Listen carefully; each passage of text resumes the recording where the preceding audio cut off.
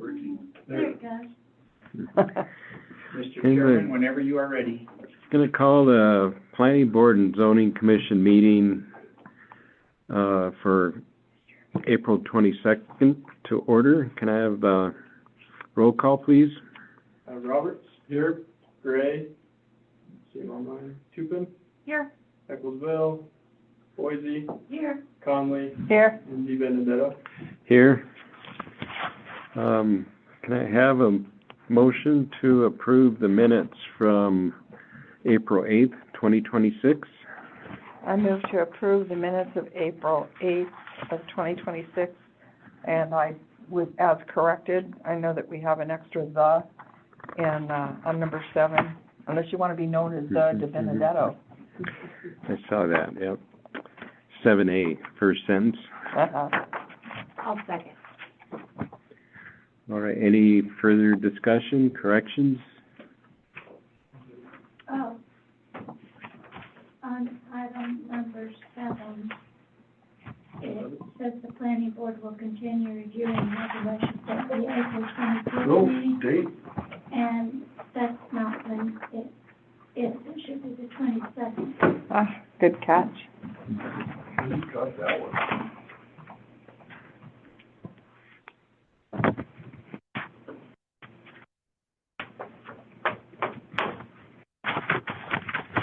All right.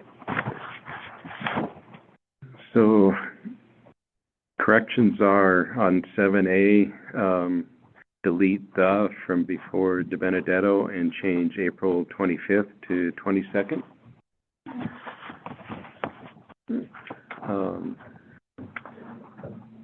Can I have roll call, please, for minutes as amended? Roberts. Yes. Tupin. Yes, Boise.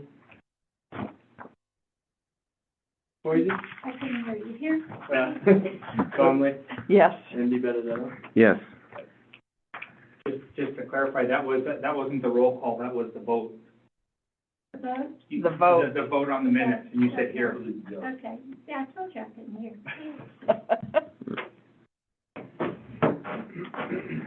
hear. Communications from board and council.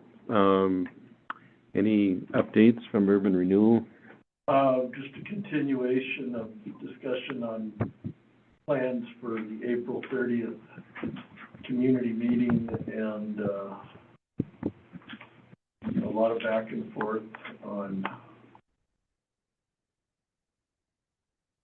the role of the URA portion versus the Rocky Fork Inn portion. I guess we requested that they redo the flyers and then discussed when they're redone, getting those handed out. And I said that those of us who could would grab some and pass them out down Broadway. The two different flyers, one for the... We're just gonna have one flyer, but the language on the first flyer was kind of had Rocky Fork first. So it seemed like it was a Rocky Fork meeting, not a URA meeting, and so we requested that be redone, and it was redone at the meeting. How much money is in the URA for distribution? What are you guys up to? 289, I think, Yeah, just like, below 300. it's under 300,000.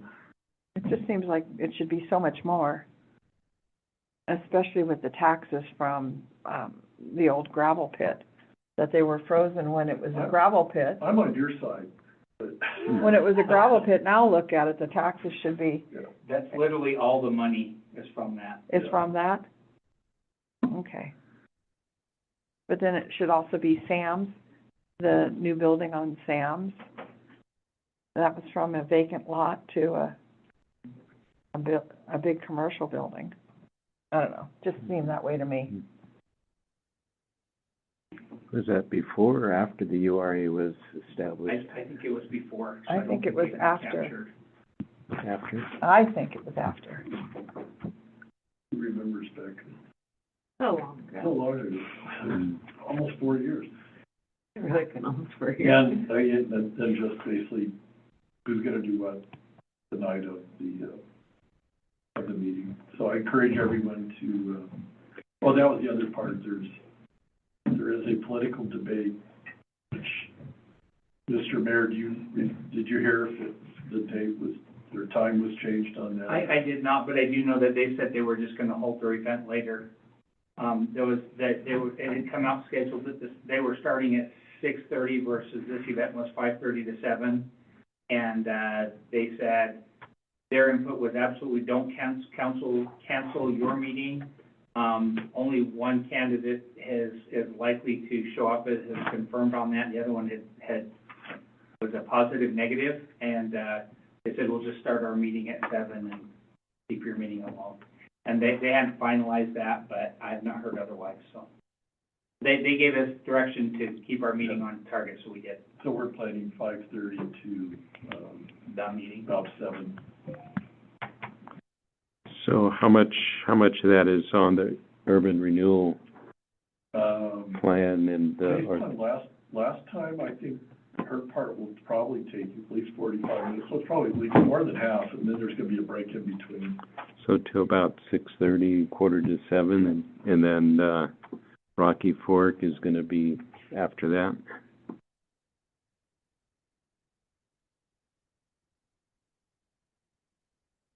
And Jeremy Fadness is gonna be presenting, an intro to URA's TIF districts, basically informing the public on what the URA purpose is, what they can do, can't do, and, likewise for the follow-on for Rocky Fork, he's gonna go through what FEMA has restricted. We talked about it at our meeting, but there's a lot of, out around town, there's a lot of, we should do this, we should do this, we should do this, but there's very few options that are actually open. I'm sure Jeremy will talk more about that, but. Okay. City council. That was a long time ago. Last night? No, it was last week, Oh. because we're on a weird stagger this week. In terms of land use and planning, there's been discussion around the trail proposition, the potential donation. I know that Parks Board went and had a meeting and a walkabout, so I think we'll just be kind of waiting to hear back on that. And I'm sure if I miss anything, Dave will cover it. Did they pick, an exact street where it will come down, or is that just still the 3 options? I think it's still the 3 options. We haven't seen anything presented to council at this point, so.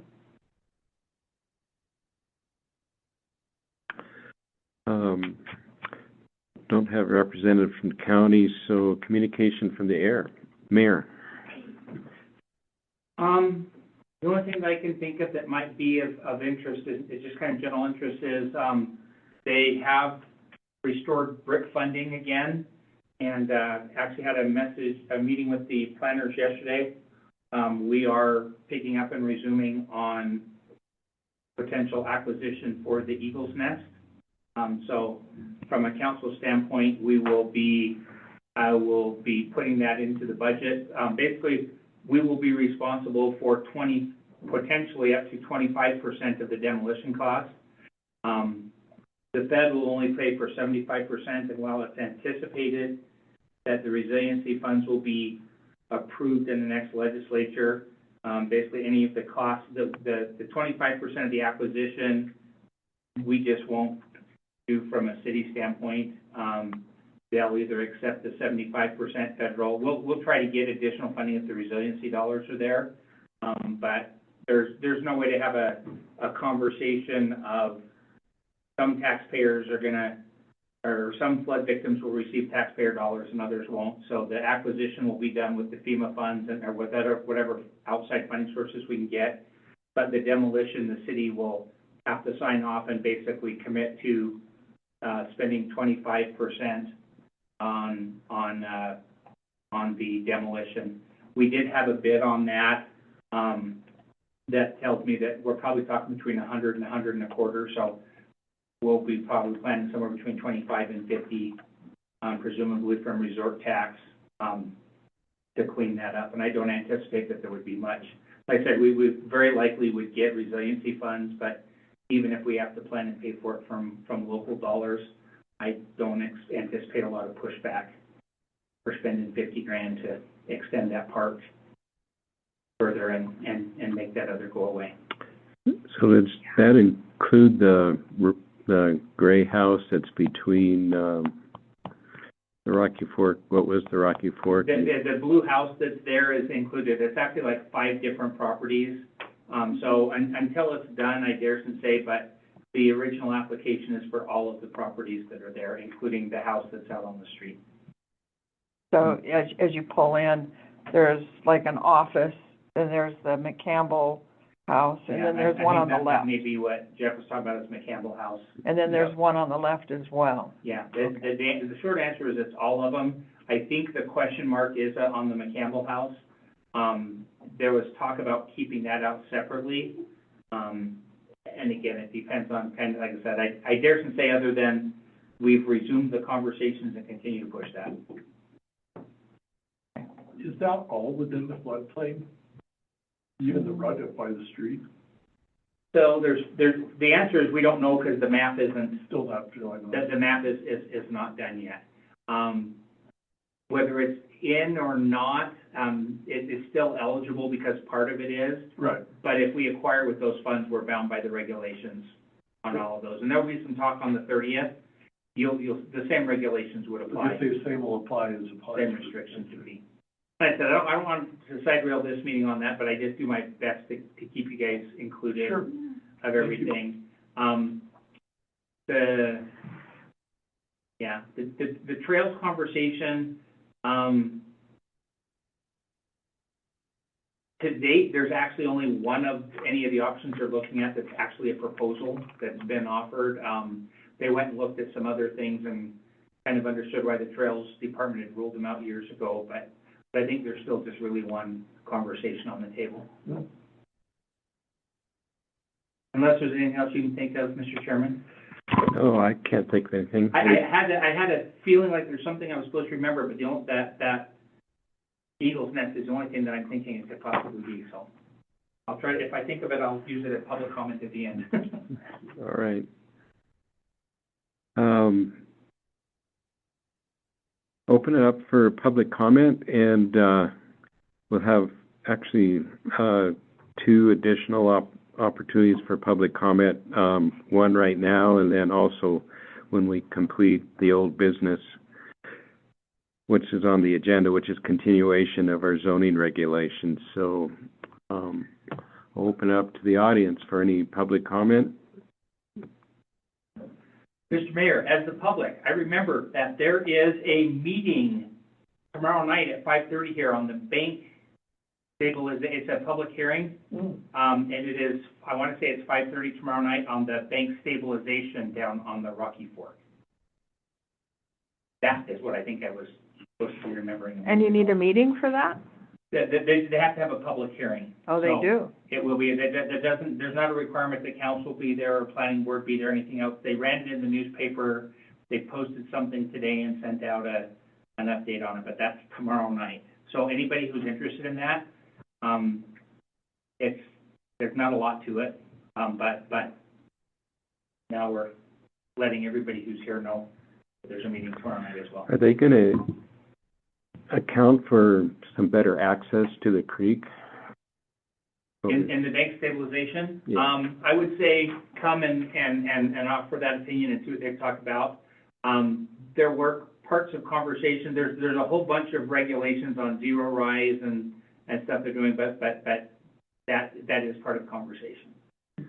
So like reestablishing a little bit of a floodplain and natural vegetation as opposed to all riprap?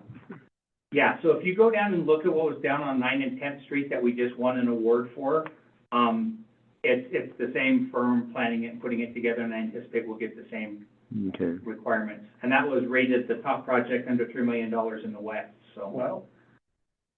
The Conservation District and Montana Fish, Wildlife, and Parks gets to weigh in on that as well. They do. Army Corps, FWP. So FWP had the what they call the root balls, which is where you kind of reverse them and the tree is in, and all the willows. And the guy who did the project for us, who I certainly hope would bid on it as we get to another project, really went out of his way to make sure that the willows would actually grow and stay there, not just check a box. So like I said, it worked out better. So, but I would say come tomorrow night. Same bat channel, same bat time, just a different bat day. Yeah, I've got another commitment tomorrow, so I can't make that, but the plans are available here at City Hall, or can they get them electronically? I will find the answer to those questions tomorrow. Okay. All right. Again, any public comment from anyone in the room? How about online? Is there anybody online? No one online, Mr. Chairman. All right. Move on to, there's no new business, so we'll move on to old business and pick up review of our zoning regulations. And I'll turn it over to you, Jeremy. Thanks, guys. Hopefully I don't lose my voice. I'm having some allergy issues, but we'll see how this goes. Can you hear me okay? Yes. Okay. Did we get through the airport overlay? Well, we had some discussion about the runway protection zone not being shown on these older diagrams and needing to incorporate that into it. That's the map discussion, right? But I think we talked about the zoning, the text anyway. Correct? That's what I think we got through all the overlay districts. Is my recollection. Yeah. But we were going to add something in there about the runway protection zone itself, which is different than the airport. Because it's outside of the overlay, isn't it? Yeah. It's just that the FAA referred to it as the runway protection zone, and we don't have anything in our airport safety overlay district that even says runway protection zone. So Okay, if the zone is the same, then we should make sure that we've got some verbiage in there. Yeah, no, I understand. I think I understand what you're talking about. We just need to add language that the airport safety overlay zoning district corresponds to the runway protection zone as defined by FAA or something like that. Yeah, and I think that second diagram that shows, it looks like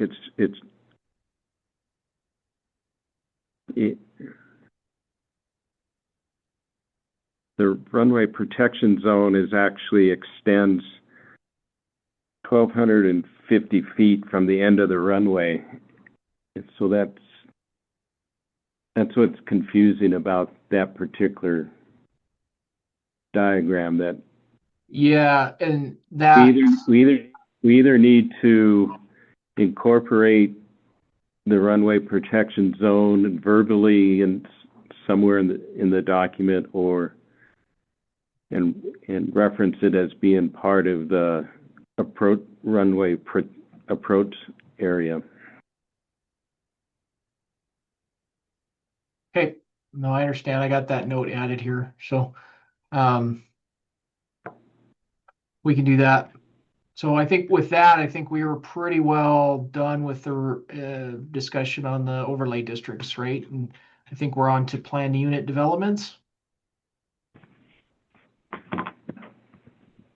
Is there anything, before we jump into the next section, is there anything anybody would like to go back to on the overlay districts or anything else and discuss after because I know you guys got we sent out the Word document with revisions to date and comments that we've made to date. Was there anything that anybody wanted to discuss before we move forward?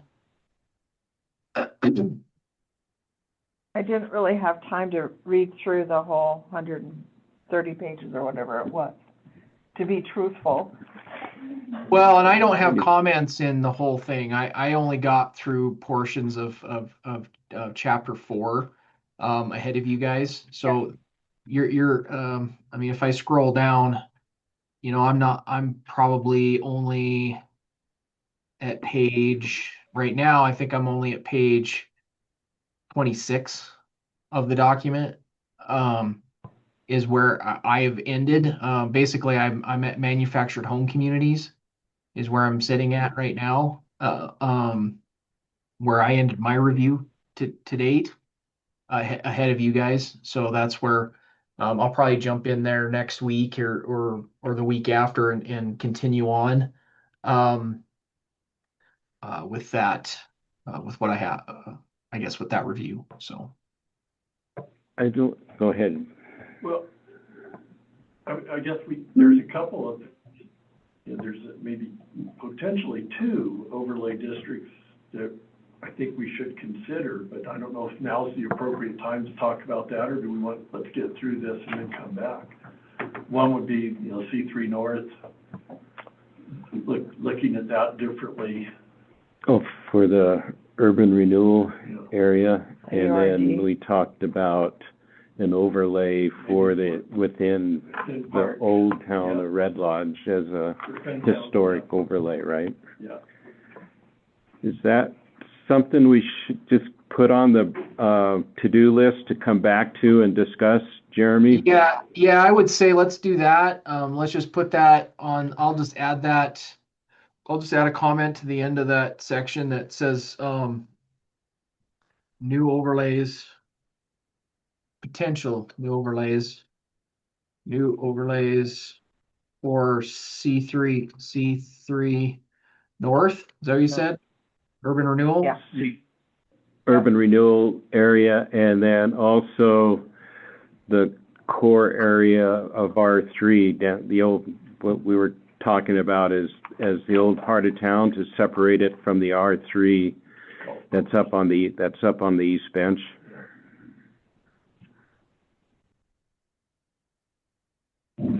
And that might be easier just to maybe split up. Yeah. Anyway, we can talk. I think let's think about that a little bit as we go through this. I think what we would want to do is maybe once we get through the regulations and we review the map, let's define those areas on the map, and then when we come back into the regs to do the final pass through, essentially, we can talk about what we want to see in those overlay districts. Does that sound good to everybody? I think it's the right way to do it. All right, sounds good. Because you may decide after, once we have the map discussion, maybe we can add that information to another overlay and just expand an existing overlay, or maybe you decide, oh, maybe we don't need to do that after all, right? I think let's have that discussion with the map first and make sure that we want to do that before we dive into what we want to do in the regulations. Okay. Okay, so I think we're down to plan unit developments. Is everybody ready with that? Okay. So I just went through this and I kind of just compared this section with other communities around the state. And just, I have a few suggested edits in here, not a lot, just to kind of add a little bit to this. I think overall the PUD section's pretty good, but I think just adding a little bit of a little bit more to the requirements will help make a better decision on a PUD moving forward. And so under I was fine with the purpose and intent. Under location, I added I added a minimum size section, meaning basically a PUD, there should be a size limit to this. We shouldn't necessarily be reviewing a PUD on, say, a 10,000 square foot lot, right? The idea is that we're reviewing something on a larger piece of property that maybe doesn't fit within our current zoning, and the PUD is meant to kind of allow flexibility for a development on maybe a larger piece of property. So I added some minimum sizes in here. PUD shall have a minimum area of 2 acres for residential or mixed use, and 1 acre where the applicant demonstrates that the PUD will result in superior design, preservation of historic or natural features, or redevelopment of infill property. I think that just helps define better what we want PUDs to be applied to. Does that make sense? Yeah. Yeah. Can you maybe explain a little bit, a little bit more about how a PUD works with zoning, or which takes precedence? I mean, what I like about PUDs is the flexibility that provides a developer to present a design concept, but how does that fit within zoning? I guess it's just Yeah, I mean that's a good question. I mean, I think precedence always goes to your zoning and like a conditional use permit process or something like that. I think what the PUD process is meant for is a larger development project that might have elements to it that may not necessarily meet some of your zoning regulations. So, for instance, I think a good example might be R3, where you don't allow a project, over 4 units per building, right? I think with the PUD process, a developer could potentially come in, even though it's zoned R3, if they have a big enough lot, it could come in and propose a PUD that would allow for a higher density and more units per building. Does that make sense? So it's kind of like think of it kind of like a big variance process, right? You're basically reviewing, but instead of reviewing just individual pieces for variances, you're kind of reviewing an overall project and how it allows more flexibility, as long as it meets the intentions of the zoning and the zoning regulations and the public benefits and all those things. And it's kind of, that would be a project specific example. On subdivisions, we apply PUDs if somebody wants to propose their own, say they don't like the zoning that the city has, or they don't think that zoning fits with the concept of their development for their subdivision. And so a lot of times developers will propose a planned unit development where they actually propose their own zoning. And that's kind of what Spires did. They did an overlay PUD over R3, right? That has some additional zoning things added to it. And so in that context, that PUD should have been reviewed against these. Well, I don't know if these regulations were in that zoning at that time, but in theory, they would have been reviewed against this section of the zoning for what they were proposing. So I think there's two kind of avenues for the use of a PUD. So a PUD that's in an R3, like Spires, they have to adhere to the R3 for sure, and then they can add additional restrictions, or Correct. Yeah, the underlying zoning in Spires, the way they set that one up, the way it was set up is that they set it up like an overlay district. So the underlying R3 zoning applies, and then the PUD overlay district just has additional requirements on top of the underlying zoning, just like your other overlay districts, right? There's just additional requirements in that zoning. Now, other communities, and like we've done in East Helena, is we've actually had the developers who want to do different zoning than what we have, say, in East Helena. Because in East Helena, we have very simple zoning. We just have 3 districts. We have residential, commercial, industrial. That's all we have, right? And so if the developer wants to do something different with their setbacks and their lot sizes and their density, for instance, then they propose a PUD, and that actually just becomes its own zoning district if it gets approved within the zoning regulations. And so anything that comes into that, once that's subdivided, any building that occurs within that, we review any zoning related issues against that PUD zoning district. So there's different ways you can do it. There's no real set, you have to do it this way. PUDs is kind of like that. It's kind of like this concept out there where it just allows some flexibility in your regulations for those projects that may not fit in the nice little zoning box that we have for all the lots, right? Does that make sense? It just sounds like an HOA to me. No, because an HOA, the city cannot enforce HOA covenants, right? Correct. The only thing we can enforce is zoning.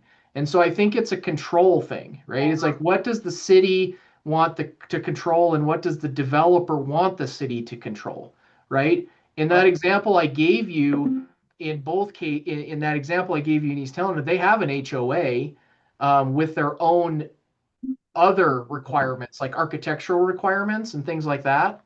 Right. The city of East Helena doesn't want to review architectural requirements. Like, we're not going to review building design. We're not going to review any of that stuff, right? We're only concerned with area of lot, how much are you covering with the lot, setbacks, parking, like all that stuff, right? So they set up the zoning district for the stuff the city wants to review, and then their HOA covenants deal with all the stuff that the city is not going to review. Like, So it's just a way to control the Correct. development through zoning. I think one thing you got to keep in mind is that HOAs can go. Like, HOAs can go away. So I think one thing you have to keep in mind with all of these projects like this is that, you want to set it up so that if the HOA goes away and there's nobody there to enforce covenants, the city can still enforce our regulations, and those lots still get developed like the city wants them to, right? So Right. that's the difference. Like, there's certain things that we don't care about. Like, we may not care what kind of fencing material they use. We may not care what the architectural features in that residential subdivision are. We don't want an architectural committee. There's just stuff that we don't typically deal with in zoning if we don't want to or don't have to. And those should be left to an HOA. But Okay. so yeah, I mean, the whole PUD thing is just, it's all about flexibility, and it's for that project. Like, I'm sure you guys haven't seen one since Spires, right? Would be my guess. And that's just, it's that one project that might come along that just doesn't quite fit in the zoning boxes that you have. And it just allows some flexibility for for the city to approve something like that through a process, and the developer to propose something that's a little bit out of the box. But could be good for What if a PUD predates the zoning? Does the PUD then take precedence over the zone change?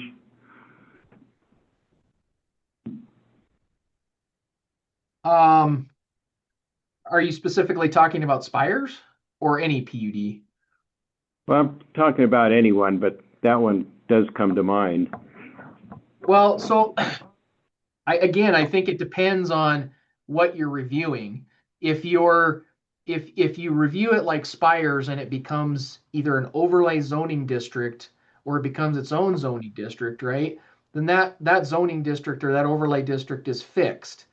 And the underlying zoning, if it's an overlay district, can change. Like you can change the R3 zoning, right? It's just like, and you can actually change the PUD zoning if you wanted to, because it's in your zoning regulations. Like you could update that.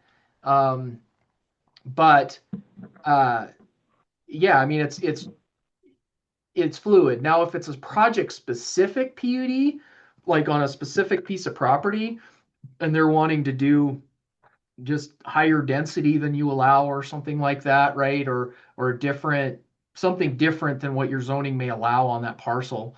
Then I think it's treated like a conditional use permit, right? Basically once that's approved and constructed, that it follows the land, right? Just like a conditional use permit would. Because you're not changing the zoning for that project.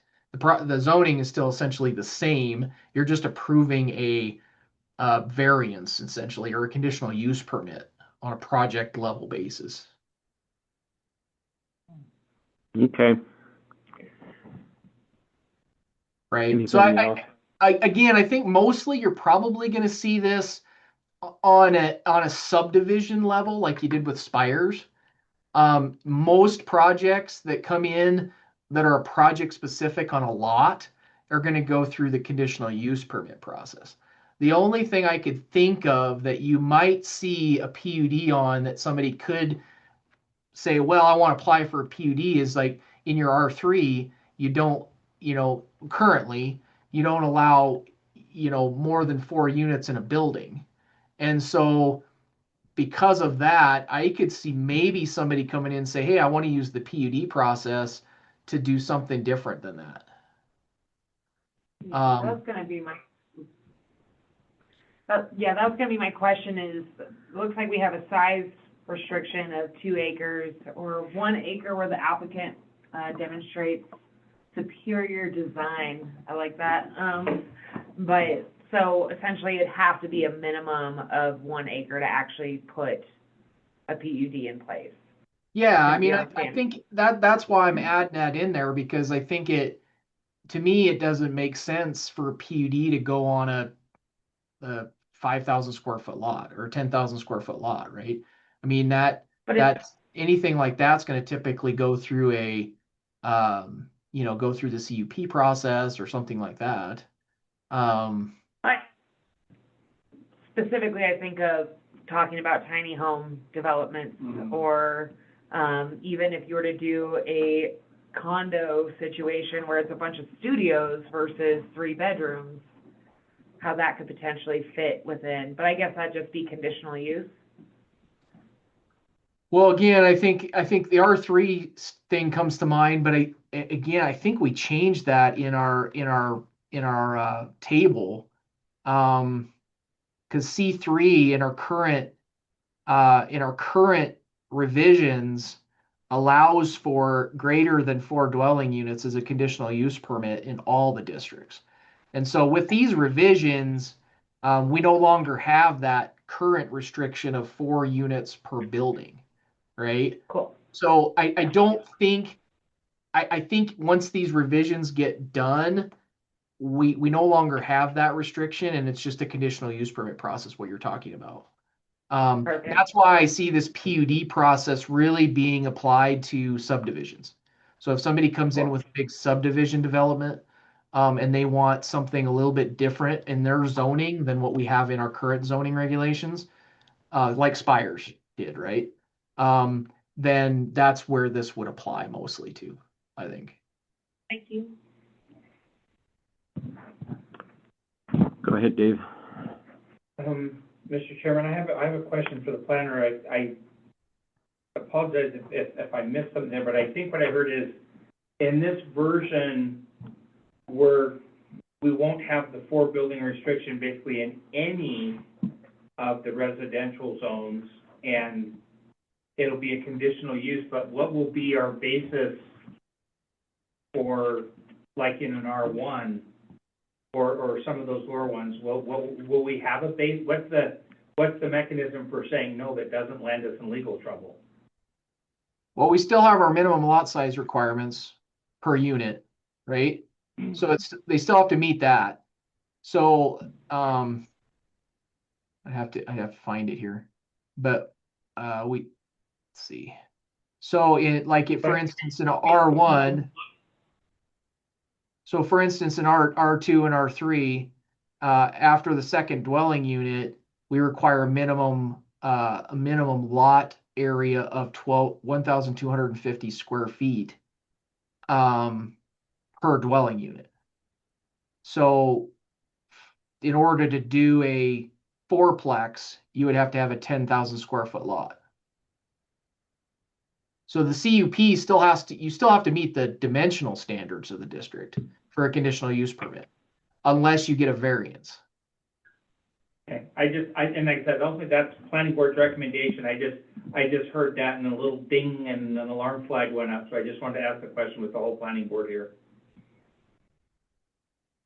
Yeah, and we spent quite a bit of time going back and forth on that, and that's what because yeah, even a conditional use permit still has to meet the dimensional standards. So the conditional use permit basically you're just looking at the design at a public hearing and a planning board meeting to basically the planning board makes the determination on whether or not it meets the zoning regulations and if there's any additional conditions they want to place on that, like screening, lighting, parking, those sorts of things. But they still have to meet the dimensional standards unless they get a variance. And I think we decided on 1,000 square feet in R1. Thank you, Mr. Chairman. Okay. All right. Let's move along if there's no more questions on. Okay, so we have the minimum. minimum. Yep. So I added the public benefit requirements. This was something I thought was a good addition because it allows the planning board something to review against. There wasn't really anything, I guess, to review against except for like infrastructure, connectivity, natural resources. And so I think these points are good. The PUD shall provide clear and measurable public benefits in exchange for the flexibility from the underlying zoning. And so the public benefits may include preservation of open space, provision of affordable or workforce housing, enhanced pedestrian or trail connectivity, historic preservation, public amenities, and superior architectural or site design. And then the planning board zoning commission shall find that the public benefits exceed those achievable under conventional subdivision or zoning development. So I think that's an important piece to have in here because it gives us something to review against and gives the planning board something to say, yes, this preserves open space, or this provides for affordable or workforce housing, or so it ties your decision to some kind of public benefit. Otherwise, you might as well just use the regular zoning, right? Who's going to decide what superior architectural is, or site design? Who decides that it's superior? You guys. Architect. You guys do that. Okay. I mean, we could take the architectural piece out and just say superior site design if you don't like the architectural piece. I just think it's different for each person. Yeah, it's the same way that you have superior up above. Sorry, I shouldn't be covering enough. The same way that you have superior up above, I feel like, again, that's a fairly subjective term.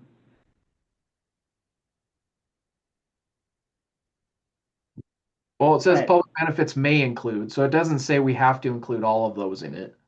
So it would be up to the applicant when they're putting their application together to identify what of these public benefits and explain to the planning board how their project meets one or more of these public benefits, right? And you would prepare findings of fact essentially that, on those grounds. So if they're not applying for superior architectural or site design, then that wouldn't apply, right? Okay. Can we take the word superior out of number 2 under acre? The 1 acre? Yeah. Because Hilton, I don't know, 'cause superior is just a very intense It's word. very subjective. Yeah. Just maybe. Well, we'd have to preservation of take, we'd have to take superior design out. Because, That's what I'm thinking. I'm satisfied with preservation of historic and or natural features or redevelopment of infill property, because that, to me, that's something that is measurable. It's a little bit more, it's easier to demonstrate because me and Sandy had a conversation of a house that we both very Toured much today. disagree on. I think it's superior in design, and I I think imagine it's I think probably it's weird. Yeah. So again, very subjective. yeah, it's up to you guys. I'm- Speaking of superior design, Yeah, I mean, think all those layers. they Is thought that- it was superior. I thought it was not. Is that something the rest of the board is on board with, taking out superior design? What's this side of the table think? I think flexible would be more useful for us. Flexibility of design. But That- yeah, that's a Yeah. good point. But I think it also depends on the area. You know, if it's in Fentown or over in Hybug, and there happens to be, someone's able to acquire a parcel that's an acre to 2 acres in size, then you want it to, the other standards to fall in place too, that we would like. You know, we're still trying to do historic preservation within the city core. Well, again, preservation of historic and natural features would still be included. Right, but Just that's, that the superior superior- design doesn't really fit with That's that. what I'm saying, is Yeah. take out the superior design and It's like, maintain the preservation of historic and natural features. It might be superior design in 2026, yeah, Yeah. or, and I'm sure that an architect would say that. This is superior design. yeah, well, based upon the energy energy efficiency, et cetera, there's a lot of criterion for Superior design. superior design, yeah. I think it's Design that's specific to Lake Superior. too subjective. Is the word superior, or are you taking out the words architectural and design completely? Is that what I'm specifically just leaning into item 2, 1 acre. Of minimum size. The applicant demonstrates the PUD will result in superior design. That's where we're below. Yeah. I don't mind it staying in superior architectural design based off how Jeremy defined that. Right. Said that you only have to prove 1. It's up in number 2. But in number 2, I'm not a big fan of, just because it says that it will result in superior design. It's And it's required, not, or, I guess it does say, or redevelopment of infill property. still. Advantageous. It just, Site, utilization. I like that. are we Yeah. talking about like Fountain Park, or are we talking? Look at you, Connor, with the fancy words, jeez. He was reading them, so I thought I was right here, just prepping. That's what a recent education will get you. Mhm. Man, I like that. guess. I like that. can't. Can you read that? I can't read it. Is that the PUD will result in advantageous site utilization, preservation of historic or natural features, or redevelopment of infill property. Well done. Good job. Connor's gonna take over my job here pretty soon. I think, doesn't it take him 10 years before it gets to that point? Do you want to change 6 down below then to advantageous architectural or site design? I like that. Why not?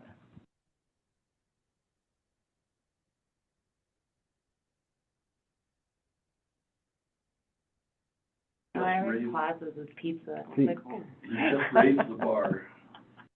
I think, it seems like, I think about, when I see that, advantageous to what? This kind of comes to mind, and I think public I think it benefit. needs, I think that fits better if, preservation, or where's the talk about historic? It has to meet one of those 6. So number 4 is historic preservation. Okay, I just had my Yeah, eyes look at done, and I you. can read it now. Look at you. I'm struggling. I'm gonna have to change spots. Yeah, I mean, advantageous is still kind of a subjective word, but I'd like it better than superior, because, yeah, superior is, We could. well, I guess I'm thinking, when we get down to 6, it's advantageous,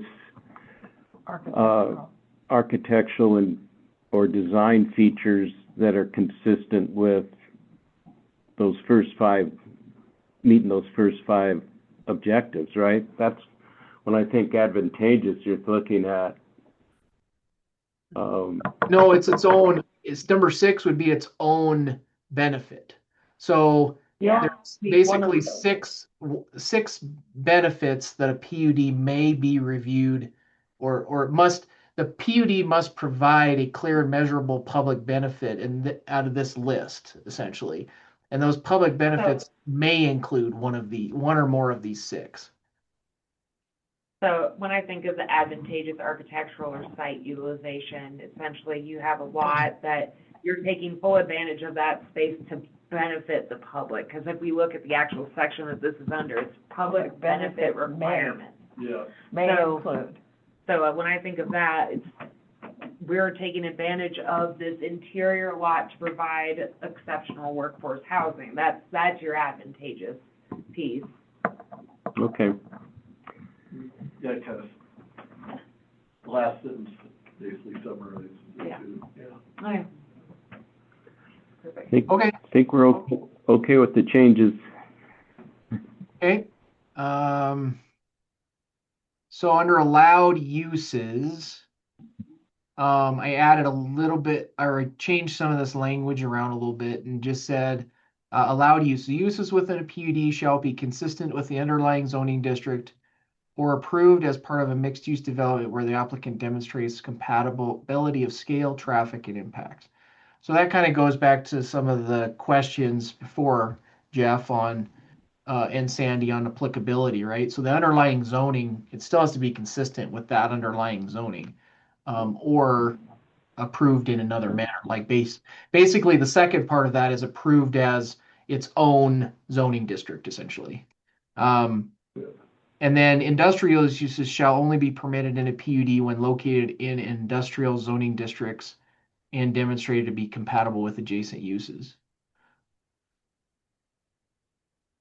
Does that sound okay? Mm-hmm. Yeah.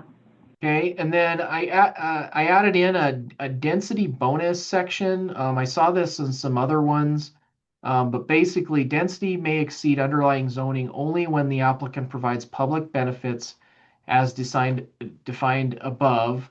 Basically, that's that public benefit requirement section, those 6 public benefits.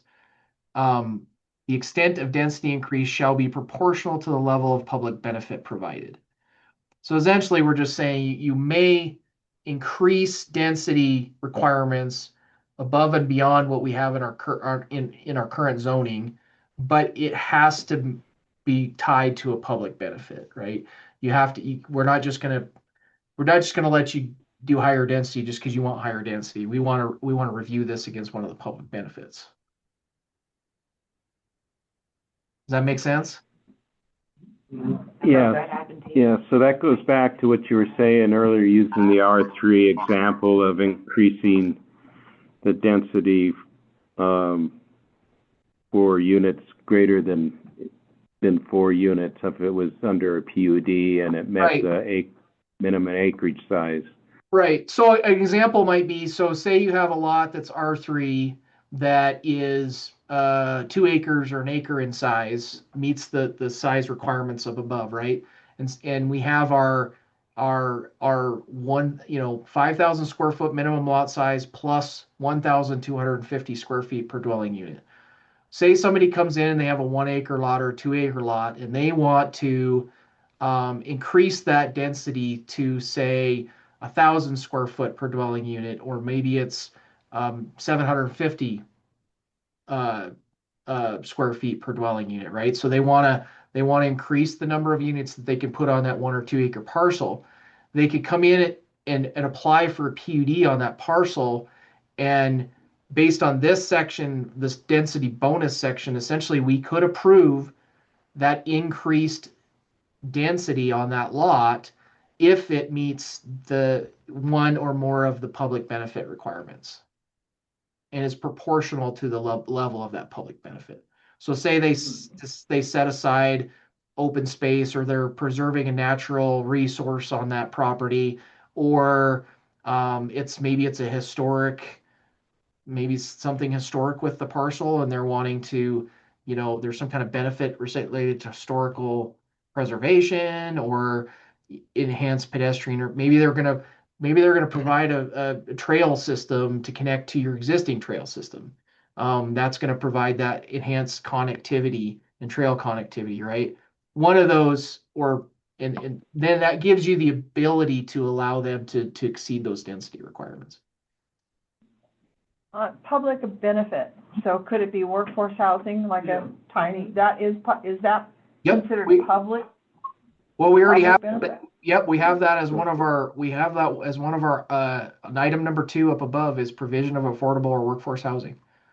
So that's an even better example. So if somebody comes in and they have a 2 acre lot and they say, well, we want to build an apartment building here, and we're going to have 750 square feet per dwelling unit, that exceeds the density of R3, right? Then they could say, well, we're going to propose a PUD on this, and I think the city could approve that as a PUD based on that number 2, because I think there would have to be a way, like they would have to put as deed restricted affordable housing or something like that, right? That ensures that it's going to stay affordable housing. So I think if it's a project that is, say, that is applied for Montana Board of Housing affordable housing tax credits or something like that, where it's going to be deed restricted affordable housing, I think that they could show that, yes, we're providing this benefit, this public benefit, we're providing affordable workforce housing for the community. And then I think under this section, you could allow that increased density as a PUD. Okay. That's good, yeah. Again, it's all about flexibility, right? That's what we're trying to provide different methods in which people can try to get some projects done that would provide a benefit to the community. So one of the examples I'm kind of thinking of is there's a new development along Zoo, well, it's not Zoo Drive I don't think, but anyway, it was higher density, single family homes, single story, but they're small square footage wise, and they each have a little bit of a yard associated with them.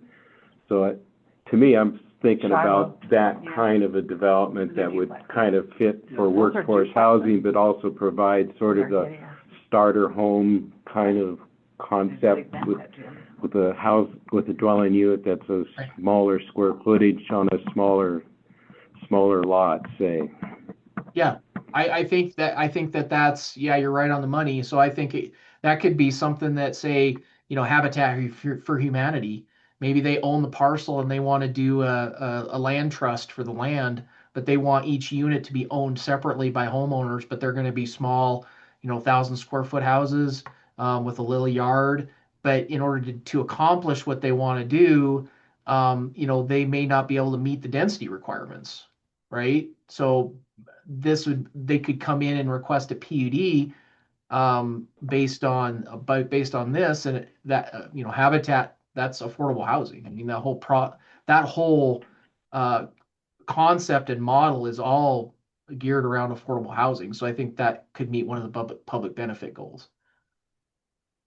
Well, I think that was part of the original rationale behind Spires, was to do those 2 areas on the southwest corner, where because they were all 1 acre lots. Right. Yeah, Spires had a mix. They had a Right. mix of houses that were smaller square footage workforce housing, and then they had some multifamily units, similar concept to provide, and then they had higher end, larger square footage homes, all kind of, that was part of their planned unit development. That So I know that we are going to be looking at something from the Spires expansion in the not too distant future. Someday. So that whole area is a PUD. So I guess we kind of have, but that's a question for you, Jeremy. We have to remain with the same criteria that we utilized on the initial part, or? Well, I mean, so the underlying zoning again is still R3 up there, right? Unless they change Right. zoning. And, Right. you know, so you still have the density requirements of R3. The PUD is just an overlay district that has some additional standards over and above what R3 has that the city would review against. In technically, it's part of your zoning regulations, and I think the city could review those PUD requirements, and I think you could make modifications if you wanted to, just like any other overlay district. Now, I would potentially caution you on doing that because that was something that was requested by a developer as part of Right. the subdivision, and I think if you wanted to make any changes to that, I think you would want to you would want to work with the current landowner that owns the remainder of that PUD that you know, and make sure that what we're proposing still fits with what they may want to do with the property, if that makes sense. Because I would hate to have the city get in a legal issue by I don't think there would be any standing from a developer to sue the city, but they, you know how lawsuits go. They can sue on whatever they want. So that's the only thing I would say is I would maybe be careful since that's a zoning district that was proposed by somebody else and not somebody in the city. It was a developer, basically inspired district, right? Well, I guess the only reason I asked that is I think it is a different owner now than originally Yeah, was a developer, and but he's a majority landowner. And so- and so far they are not proposing any changes to they don't want to make any changes to the PUD.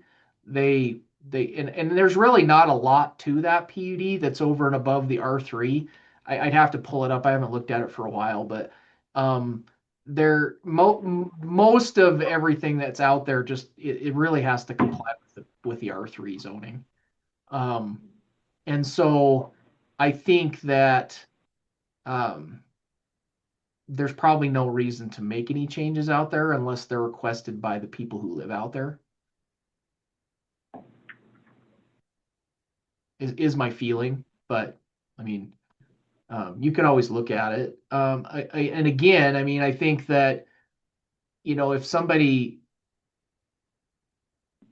depending on what happens with the remainder of that parcel, if somebody came in and wanted to do an affordable housing project on a chunk that gets split, I think they could potentially go through this PUD process on that one parcel, if it's a true affordable housing project, right? And has that public benefit. yeah, well, I only bring it up just because there's a lot of talk in the ski town communities of mandating that a certain percentage of like a PUD be set aside for workforce housing as opposed to making it all market force housing. We can't do that. We cannot do that by state law. Bozeman and Whitefish and I think Missoula had ordinances that required developers to that a portion of their, if they were doing a multifamily housing project or something, a portion, it was a certain percentage of that project had to be affordable housing. And I think even Helena had something on their books too. And it was either this last legislature or the legislature before, the legislature came back and said, no, you cannot do that. And they actually struck it out, or they actually put provisions in zoning statute that says you cannot require that. Yeah. No, I just, no doubt in Wyoming, it's become, especially in areas like Jackson, it's become common. Yeah, I mean, like I said, Bozeman and Missoula, and I think Whitefish, I think Helena even had a one zoning district that I think in the downtown, I think they required something like that, but the legislature said, no, we're not going to let you do that. And so, and obviously it's the developers were the ones lobbying for that, right? For that legislative change. And so the legislature changed it. So, I mean, it's all who has the biggest, who's lobbying the legislature harder. So, and in that case, the development community won that one. So, anyway, that's just, update on Well, that. thank you. Thanks for the education. Are we ready to move on? Yes. So another quick change under site design standards, I just added that a PUD shall submit a site plan, that it should say addresses the following site design standards.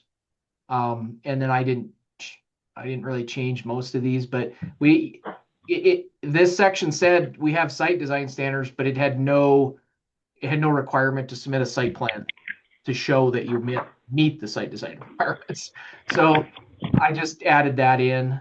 And then down below, I did add a couple of additional site design standards.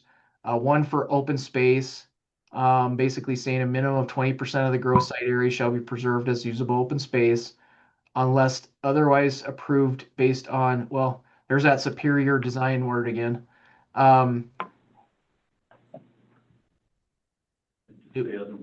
Advantageous site utilization. Yeah.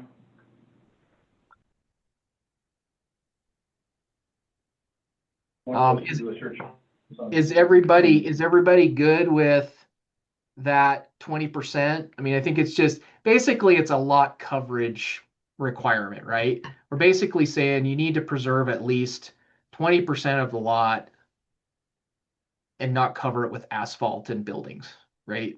Is essentially what it's saying. Yep.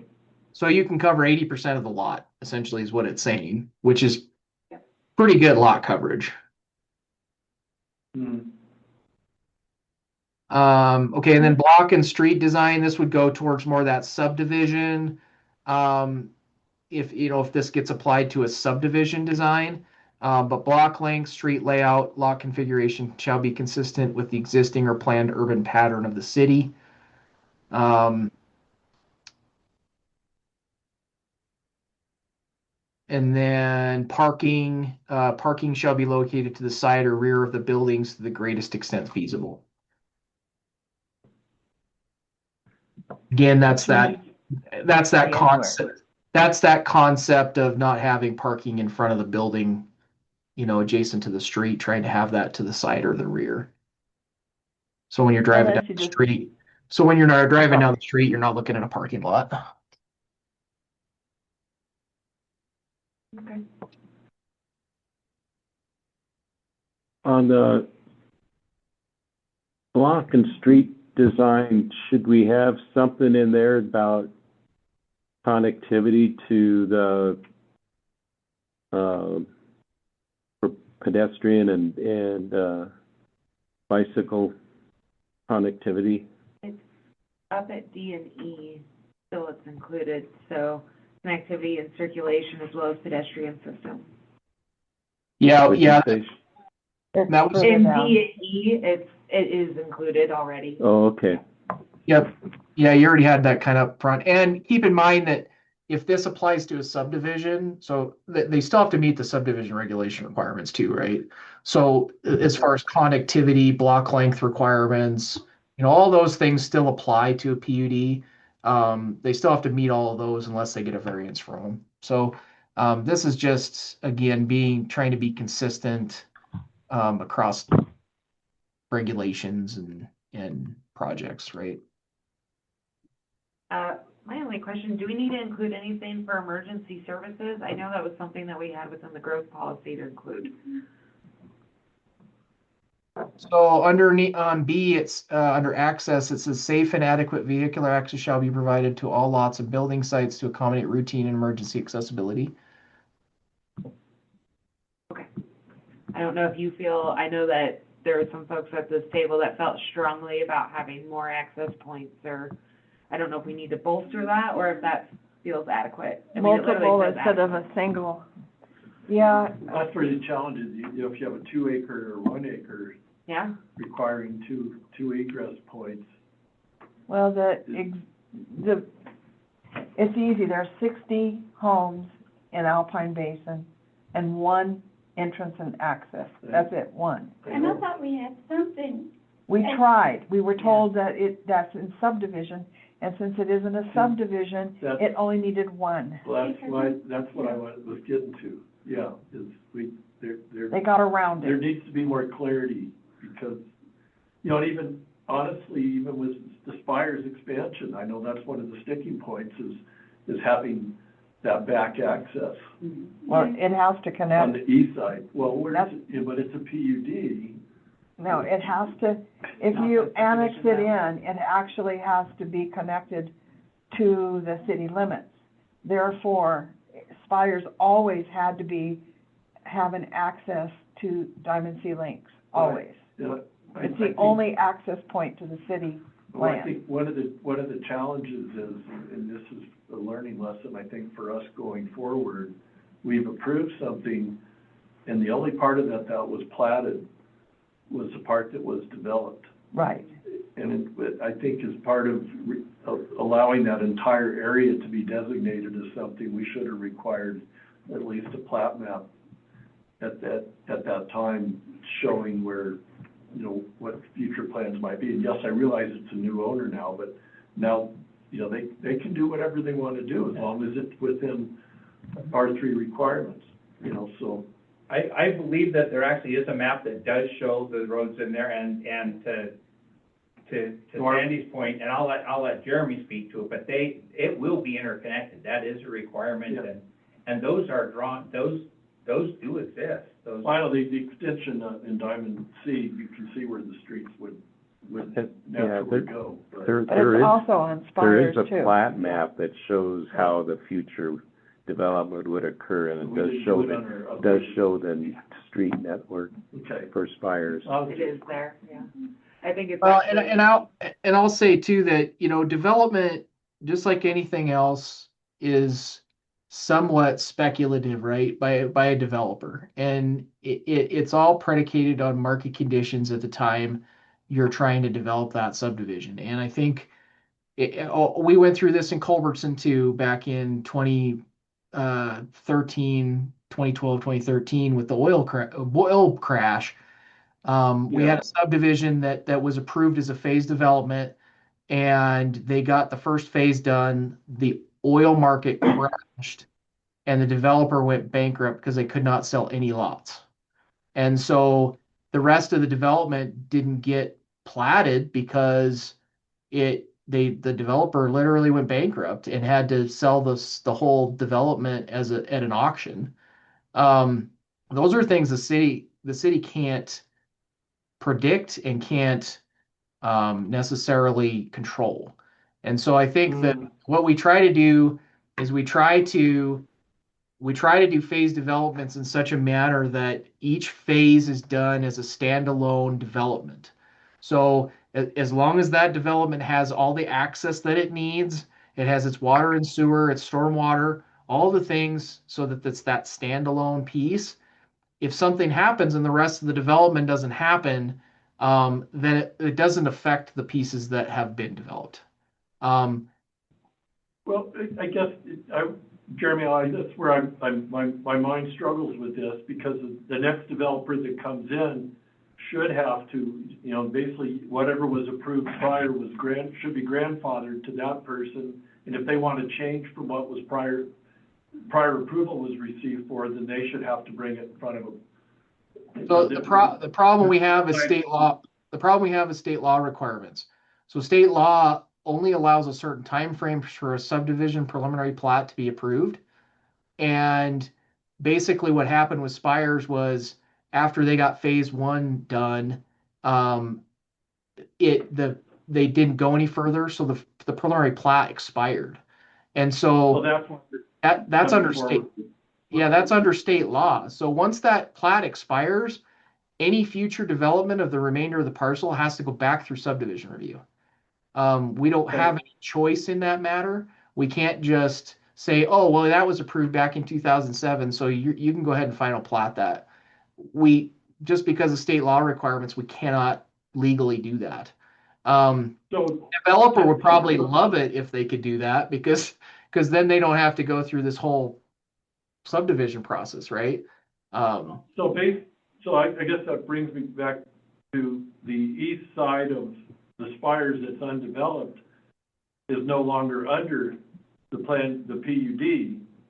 It actually, it shouldn't be under the PUD because that development has expired.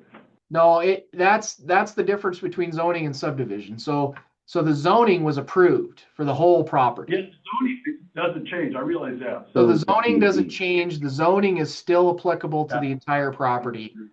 What we're talking about on the other side is the subdivision process. So Yes, they have to That's go what I'm back through subdivision review, but the zoning still applies until it's changed. right. No, The only way you can zoning- get around that is if the zoning was done differently back when this was done in the 2000s, and they only applied the zoning to what was final platted. So rather than zone the entire thing, they could have said, okay, we're just going to zone what you final plat. That would have been one option that you could do. Like what the city of Helena does is they don't like to annex entire properties like this one. They only annex by phase. So they'll only annex phase one when it's ready to go. There'll be a resolution of intent to annex the whole thing, but they'll only annex as it's developed so that they don't end up with this problem like this where you have a large chunk of ground that didn't get developed under the original plat, but now it's in the city, and now what do we do with it, right? Okay. And so I think some of this stems from how it was handled back in the 2000s during that review, final plat, zoning, annexation. But to date, this is what we're on the Spires issue. This is what we're stuck with.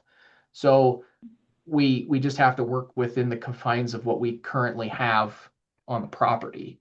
Now, for future reference, if somebody comes in and wants to do a phase subdivision and annex into the city, I think we have a better understanding and tools to do that more efficiently for the city.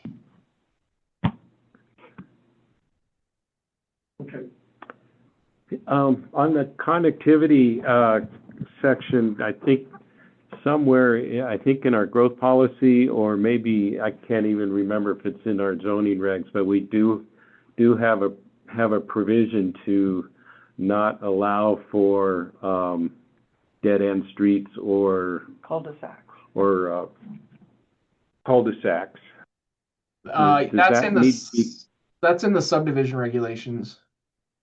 Okay. Yep, that's already in your subdivision regulations. Okay. So I think we're okay. I don't think we need to have that in here because if somebody subdivides, they would have to meet those subdivision regulation requirements. Okay. The only thing we could say in here on the access side is that if you want to bolster this, we could say something to the effect of the applicant shall work with the local fire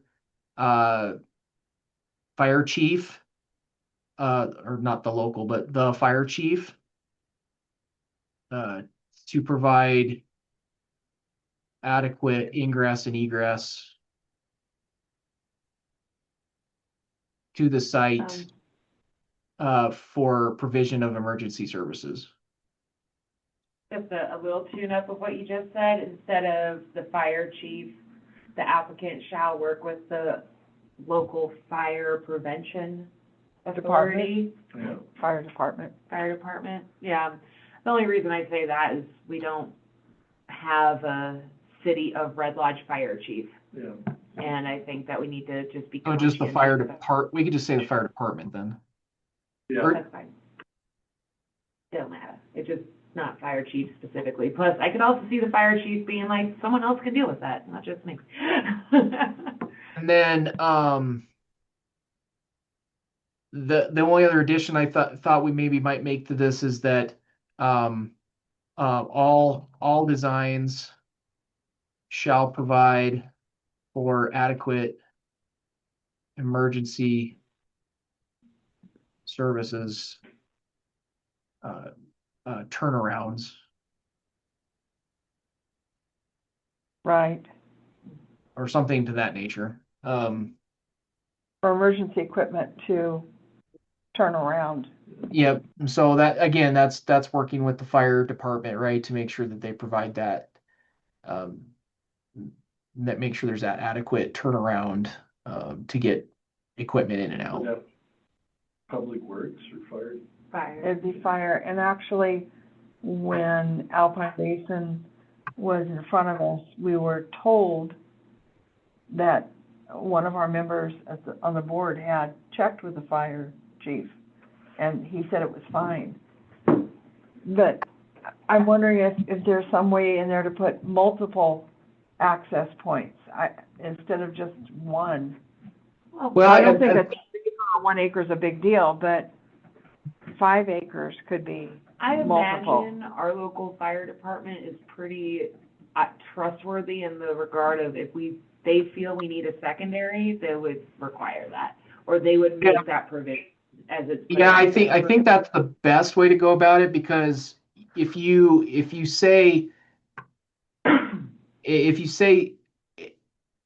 have to, it seems like you have to quantify what would require secondary access. So how many units would you say could do At what point? one access versus 2 accesses, right? Is that 5 units? Is that 10 units? Is that 20 units?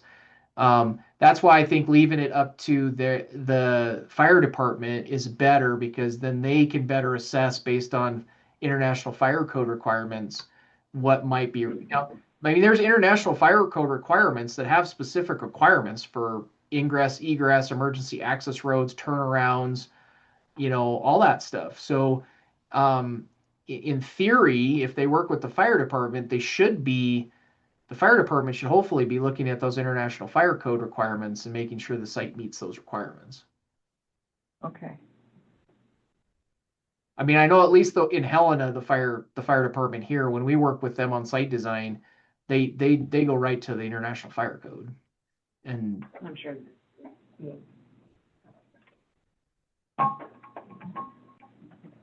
so Wouldn't a component of that be that the street design will be consistent with the gridded street network to provide interconnections between? I think that was well, I mean, we do have under D, we have connectivity, circulation. The roadway system shall maximize connectivity to the adjoining streets and promote efficient circulation within the PUD. And then under J, the new section, we have block length, street layout, and configuration shall be consistent with existing or planned urban pattern of the city. Okay. So I think we're covered. And plus, we also have the subdivision regulations if they're going through subdivision review, right? We have all the requirements of the subdivision regulations as well. So. Yeah, I'm just trying to see that somebody doesn't come in with a street network that has cul-de-sacs and dead-end streets, and if you feel that wording is sufficient, then I'm okay with it. Well, again, if they come in with that proposal, that is a subdivision. So the subdivision regulation, your subdivision regulations don't allow that. Now, if it's a condo development that comes in, and they have their own internal private roads, that might be a little bit different of a discussion, but I think that's where we go back to this applicant shall work with the fire department to provide the ingress and egress to the site for emergency services, and then designs shall provide for adequate emergency services turnarounds. So I think we're Okay. covered. Block links here in Red Lodge, in this part of the city, they're 300 feet long. Is that, if you go up to the golf course, they're not 300 feet long anywhere. Just wherever they want to be. That, That whole area is totally different than what I we're know, talking and about. I have no problem with that, and I imagine the developers are happy not to have to pave a street every 300 feet. And so I'm not so sure I like the block lengths there. And when it says it's consistent with the planned unit pattern of the city, there is no planned unit pattern Urban of this pattern. city. Yeah. So I'm not sure that we should hold them to block lengths. Yeah, there's. Well, I mean, we could take that whole section out. I was kind of wishy-washy on that section anyway, because I think we have other regulations that, like in subdivision regulations regulate block length and street design anyway. Yeah. So I'm not sure that it doesn't, and then we have the other access provisions up above, such as the connectivity, pedestrian access, Right. and then we have an access section. So, I don't think that section's necessary. While we're striking things, can we also strike K, the parking location? Because I think that's something that we'll be covering within our parking area. And specifically, the parking on the rear buildings and the side of the buildings, I think that's more for the URA or downtown. But specifically, like golf course locations, or most of the PUD type locations would have a driveway in the front, and that is financially more feasible I just don't want it to be a deterrent having that in there. To get access to the garage. Yeah, like the- to have to from go the around, you're side. gonna end up with more pavement than you would start with, just to bring it around to the back. Or And- even the side is awkward, Yeah. because and- you'd have to swing out. Yeah. Now, that's my only thought. I think that for parking location, that's something that can be discussed within the parking standards of the general, and more adequately, like, for the parking standards, I think they're in the overlays and the specific zones, not so much PUD, if that makes sense. Yep. I agree. I'm not crazy. Well, I can see that point in the if it's a Residential residential PUD, PUD. but if it happens to be a commercial PUD in our community entrances where we talk about reverse, then I think we would want to leave this in. But Right. but the zoning still stands with that zoning. So the C3 North would still be effective. Yeah. This would, Address it's it in the- unnecessary. Address it in the parking of. Yeah, we've already addressed the parking in those zones. So this really only applies to residential. Mhm. Well, no, I don't think that's true. The PUD process is meant to do something different than what your zoning allows. So somebody could propose a PUD in C3 North that's Right. different than what you allow in C3 North. And so this section could, they could propose parking that's different than what you have, that you allow in C3 North with the PUD application. That's the whole point, is for it to be flexible. So, and it does say to the greatest extent feasible. So I think that Right. they have the option of putting in their PUD. If they don't think it's feasible to do this, then they just need to provide that in their PUD documentation to the planning board. I still just think that with the feasibility of it, like, one, that could be a put off out the gate for somebody that deters them from even submitting.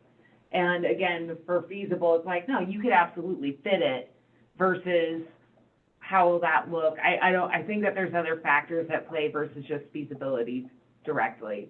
I think it's specifically what area and the size of the parking. So if it's something for the individual homes having a driveway, that's one thing where you have that breakup. But if you have a consistent, like, parking lot, large scale, that's where we have the the issue. So What if we, instead of, okay, go ahead. what if we say this? What if we say parking shall be consistent with the zoning district and with the PUD lies? Love it. Dig it, that's good. Now, see, that's flexible. Yeah, I support that.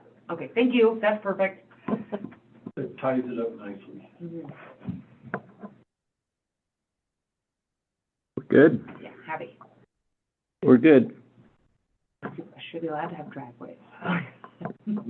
Okay, so down under statements of standards upon approval, this is basically just basically a almost like a covenant document that would go with but it's not a covenant, it's just it's like the PUD standards that were added to the zoning regulations for spires right at the back. So this would apply to mostly for subdivision developments that do a PUD. But basically it's outlining district standards, right? For that PUD overlay, if you will. So it's going to have the permitted and conditional uses. It's going to have the development standards, meaning lot sizes, setbacks, all that stuff.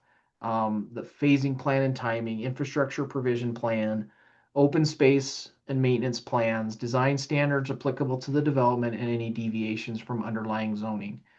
And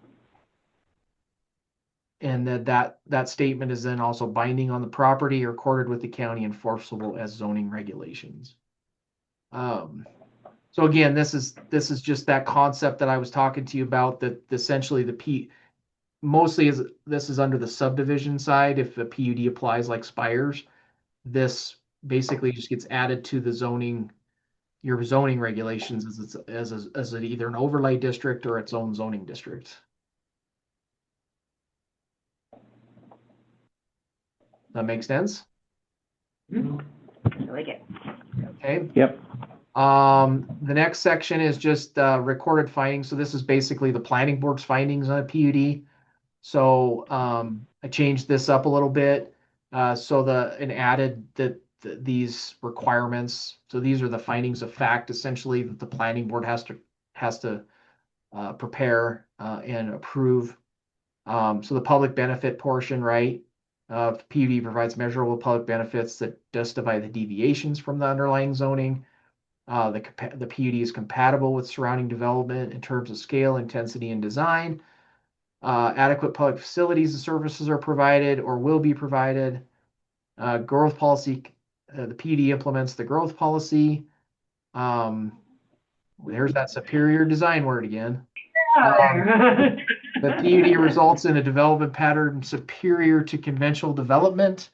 We can change that wording around. The advantageous, whatever you said, site utilization. Yeah, valid. I'll let Connor update that appropriately since those were his fine words. And then lastly, no adverse impact. The PD will not create significant adverse impacts. Anything Impacts to surrounding development? Impacts to what?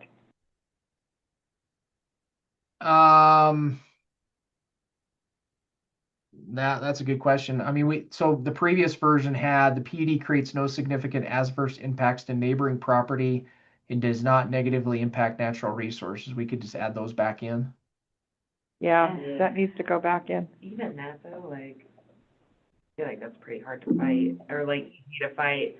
Significant. It has to be significant, because like, I could see like, well, yeah, my view is different now. I don't have grass to look at. I have to look at a house. Like, yeah, so it's significant adverse impact.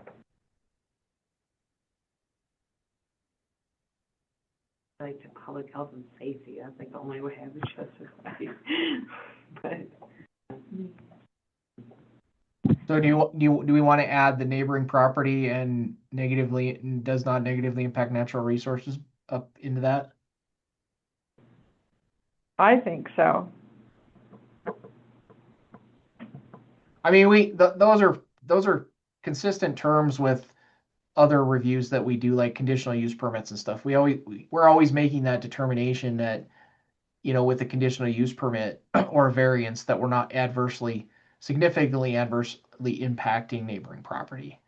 Neighboring. So I think this language is consistent with what we do with conditional use permits and or variances. If you build this, we'll have to look at it and it's ugly. I don't like that color. That significantly is an adverse. Again, the difference between annoyance and nuisance. So if we're good with that, the next section is phasing.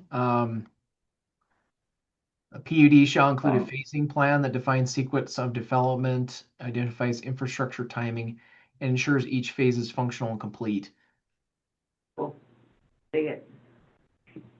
So again, I think that just ties in well with subdivision review too, because that's all the things we require with subdivision review as well. That is it. That's the end of the PUD section.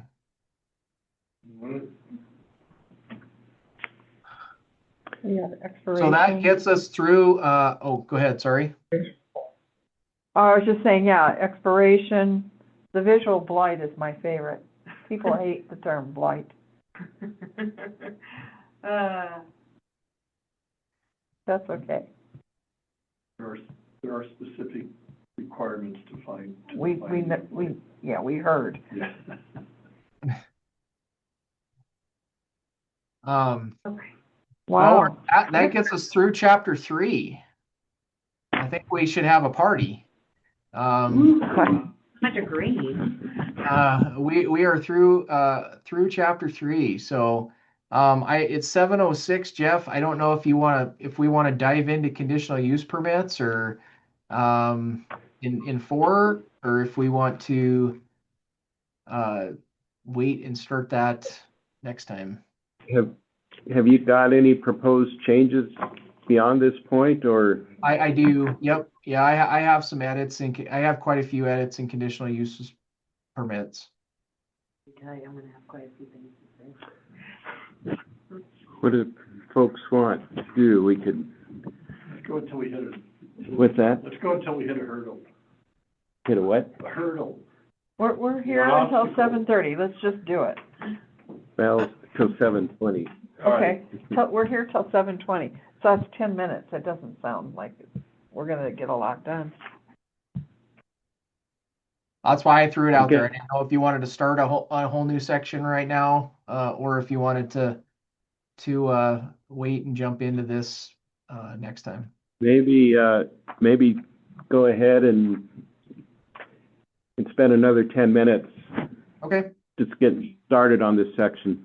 Okay. So sounds good. That's what I'm hearing anyway. So just like with the PUD section, I kind of dove into this and looked at this in relation to some other zoning regulations and what my experience with conditional uses are, and just have some suggested edits in here to hopefully allow us, I guess,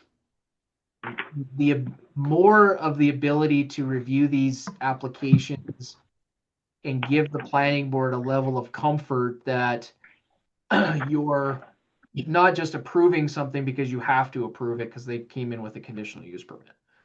Does that make sense? Because I've been getting a lot of feelings from you guys over the last couple of years I've been working with you, that you have this feeling that just because somebody proposes a conditional use permit, you have to approve it. And that's not necessarily the case. I mean, if you have a finding, if you can find a finding that their project is going to adversely impact some criteria, you do have the ability to deny a conditional use permit. And so I just want to, I think when we review this section, I want you to think about that. And if there's anything in here that jumps out at you that you would like to, I guess, improve language, or you're not sure what something means, let's talk about it, because I want to be able to give you guys the tools to be able to review these CUPs maybe better than they have been, or at least a better understanding of what you can and can't do, if that makes sense. So one thing I added to the end of purpose and intent is the CUP process is discretionary, quasi-judicial review intended to evaluate site-specific impacts and to ensure that such uses are designed, located, and operated in a manner that protects the public health and safety and general welfare. That is the main purpose of the CUP process.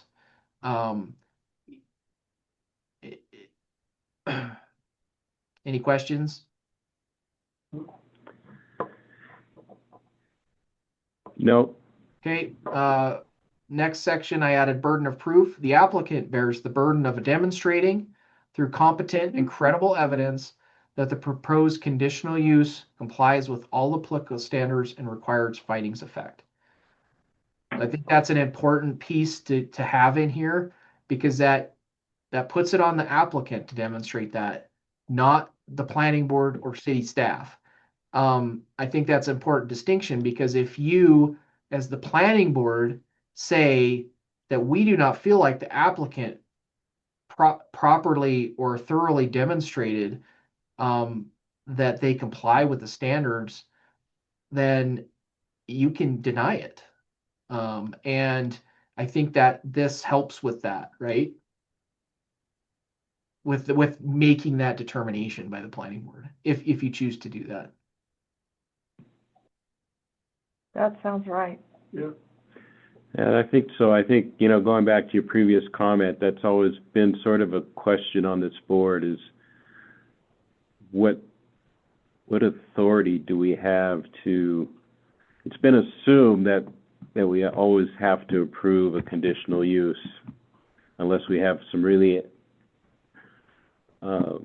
outstanding or underlying rationale for not doing it. And I think this kind of, to me, it kind of adds some weight to the fact that it's up to the proponent to demonstrate to the planning board that their proposal is going to adequately addresses conditions in our zoning.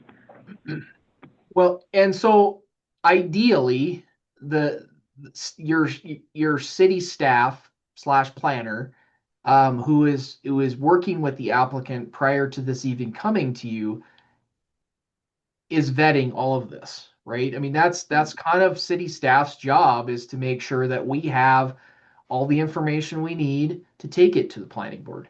And realistically, when we bring something to the planning board, we vetted that it meets the setback requirements, it meets the height limit requirements, it meets all the dimensional standard requirements, and we've made a determination and prepared findings that demonstrate that we meet that. And that's kind of part of that completeness review process that you have in your zoning. That's staff's job to review the application to make sure it's complete and meets all the requirements in here, right? If it doesn't, staff can say, hey, we don't feel like this meets the requirements. You need to revise this and send us, additional information, revised information, whatever. At the point where we feel like it does meet the requirements and we feel like we can take it to the planning board, that's the point at which you guys usually see it. So by the time you get our staff report, ideally we have a project that we feel as staff meets the requirements, doesn't adversely impact neighboring properties. And then you have the ability to review that and say, yes, we agree with that, or hey, wait, maybe we have public comment that says this, and did we address that? Is there a condition that we can put on it to address that? Those types of things. So there's a lot of steps, obviously, but I think part of it is when it gets to you, a lot of this stuff has already been vetted by staff, or should be vetted by staff. And so I think there's a feeling that, you know, you just need to review this, make sure that this makes sense, make sure that you're on board with the findings of fact. I don't think there's a necessarily a requirement that you have to approve it. If you have a finding that for instance, on C, that there is an adverse impact on adjacent land use, um, with this conditional use permit, and you can support that with fact, um, then you have the duty actually to deny that application or deny that conditional use permit, and make that finding. Um, it's just sometimes it can be tricky because you can't just say we don't like this project and we're going to deny it, right? Yeah, it has to be tied to some kind of a factual finding or impact on public health and safety or adjacent property or something like that. But Jeremy, given that that's a quasi judicial, and so that's not covered by insurance, if they determine it's not compatible with character and get sued, that's a quasi judicial decision that's not covered by the insurance policy. Now you tell I mean, I guess I can't really speak to the insurance side of things. That I have never dove into that. But yeah, I mean, it's just be like, a city council review on a subdivision application, right? That's a quasi judicial approval or denial of a subdivision application. So I don't see this as any different than that. It's not. If it's quasi judicial at council, it's not covered either. Legislative is covered if you're sued. Quasi judicial is not. Right. So, I mean, yeah, I guess take that. But I mean, typically, like I have never in my career doing this, I have never as staff taking something forward to a board or a council that I felt didn't meet the requirements, and I couldn't recommend approval. I'll take that back. I did have one variance request that I told the applicant that staff could not support that variance because it would adversely impact adjoining properties, and this was in Townsend, and that applicant chose to go take it to the Board of Adjustment anyways, and my staff report read, and I recommended denial of that variance because of the impacts, and I had a finding that supported that, and the Board of Adjustment ended up denying it. So in some cases, you might have an applicant that wants to force the issue because they don't like what staff has to say, and I can't tell them they can't go forward, right? My job is to just make sure it meets the standards, but they can still, if they want to force the issue, they can take it to, and you might get a staff report from me that says I recommend denial, and these are the reasons why. So but I've only had one in 15 years that I recommended denial on. Most applicants. We did have a situation where we had staff at one point that refused to take it forward to the board, and that conversation basically went, you'll give it to the board or I'll have the judge tell you to give it to the board. But I think your remedy that you just suggested makes a lot more sense, both from my current role and when I was on council and when I was on planning board.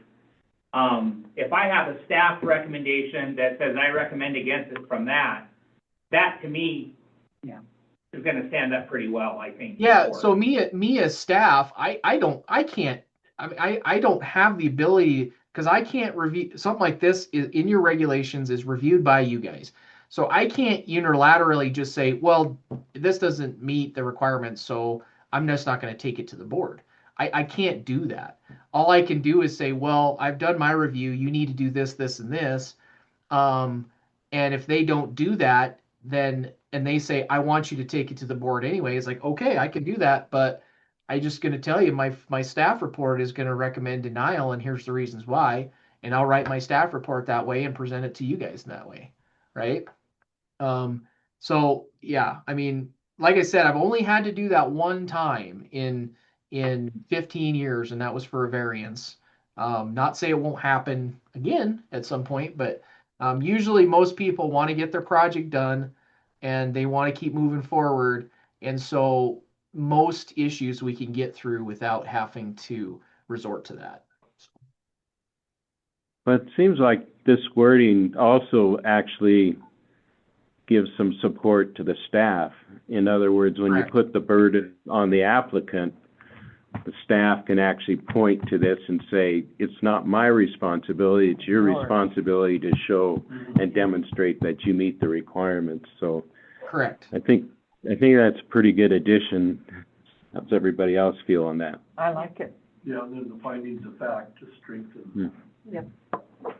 We have a process. Well, it's 20 after, Jeremy, so maybe this is a good spot to stop. Yeah, I think this is probably a good spot to stop, and because the next page I have quite a few revisions. So we can just start on the next page. Next. A lot of red, but.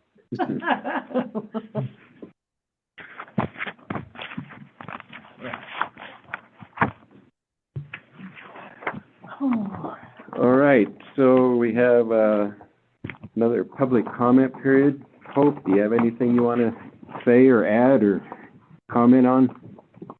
No, but how long have you been working on? Anybody? Since the growth policy was approved. Nobody online, Mr. Chairman. All right. Written correspondence, staff communications and updates? Nothing for me. We're still waiting for a response from the developer on our sufficiency comments for Spires. So Okay. Okay. Is that the only one we have? currently, yep, no other applications for any zoning CUPs or design reviews have been submitted that I'm aware of. I haven't gotten any anyway. Did you find anything out about the property on Broadway, 200 block of Broadway? Oh, yeah, the second story. Oh, did you? Yes, Brian did. I did send that. To Brian after the last meeting. Let me go find that email. Basically, him and I did look at that one together. Let me find that email. They were not increasing the square footage of that. Essentially, all they were doing was removing the roof and raising the roof on the second story. They were not increasing the square footage of the building, though. That's true. That's what I That recall. doesn't increase square footage. Yep. And so that did not warrant, because they were not increasing the square footage of the building, that did not warrant the design review. Just the head space. Yeah, That.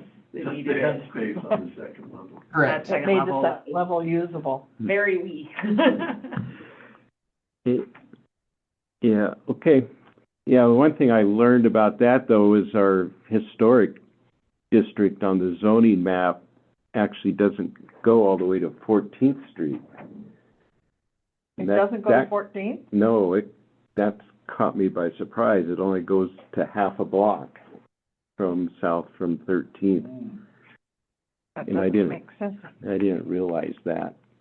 And I think that was probably an error on our part. I think we've always thought the What's the historic 14th? overlay started at 14th Street, not 4 parcels south of Oh, I see what you mean. 13th.